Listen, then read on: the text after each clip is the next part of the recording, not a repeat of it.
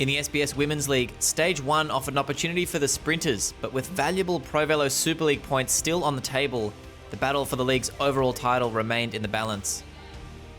Sophia Sammons retained the league leader's jersey after round 5 with a reasonable buffer over second-placed Sophie Edwards, but the final round provides ample opportunity to earn points through the various methods and means that should this weekend go according to plan for the Butterfields Ziptrak Racing team, Sophie Edwards could step into the overall lead by the end of the weekend.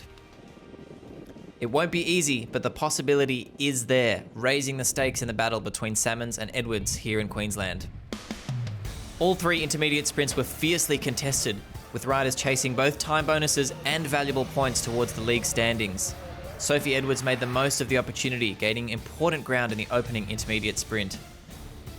As the race tried to settle into a rhythm, Cobra 9 Lee Surveyors went on the charge, sending multiple riders up the road in an attempt to distance themselves from the big-name sprinters in the field.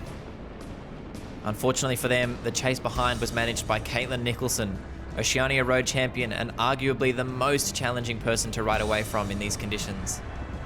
As the field came into the final lap, the Butterfields Ziptrak race team committed fully to Edwards, working to close the gap to Sammons in the standings and backing her over their usual sprint option, Odette Lynch. In the fast run into the line, it was Butterfields and Nostromo side by side with Meridian Bike Bug right behind. With a tailwind sprint, they were all looking for the early jump. Edwards was launched perfectly by Keely Bennett and tucked in next to the barriers, holding her advantage to take what may prove to be a crucial win over a charging Belinda Bailey and Amelie Sanders. And tell me, we saw you very active on all of the intermediate sprints. You obviously contested the finish while having Odette Lynch on your team. This tells me maybe that you're having a crack for the PSL overall title. Yeah, look, it's no secret that I started today 50 odd points behind Sophia Sammons. Unfortunately, I couldn't race last weekend. So yeah, we've got a bit of work to do, but I think, we've got such a strong team, so many different cards to play, and you might have to wait and see what happens over the next few days.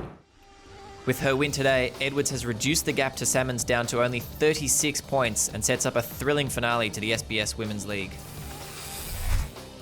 The men's race followed a familiar pattern, with riders attacking relentlessly to try and establish the main breakaway of the day. This time, nobody was able to establish a meaningful gap that calmed the main field and created structure within the race. RCA Bikes Online, Falcons Pedal Mafia, Cobra 9 Lee Surveyors and Caish Body Wrap were all particularly active at the front, but unable to break the elastic band. As the field entered the final 2 laps, RCA Bikes Online's Dylan Proctor Parker held a small advantage over the chasing peloton, led by the Victorian Institute of Sport team. The young Victorian entered the final lap with a 10-second advantage, but it wouldn't be enough as he was brought back into the fold with half a lap remaining. As they came into the finish, Caish Body Wrap took over the head of the peloton for Kurt Ether, while Team Brennan also positioned strongly. Once the sprint opened, however, it was clear nobody would deny track superstar Tom Cornish his second win of the PSL season, as he stormed down the entire length of the straight at over 70 k's an hour. Behind Cornish in second and with an impressive turn of speed was Alistair Forsyth, while Kurt Ether rounded out the podium for third. Yeah, we had a few different plans. I think we were always pretty confident that if it came down to a sprint, I'd be pretty good. So we did a little bit of attacking early on just to see if we could make anything stick, but it all sort of came back together and we were pretty happy to go with plan A.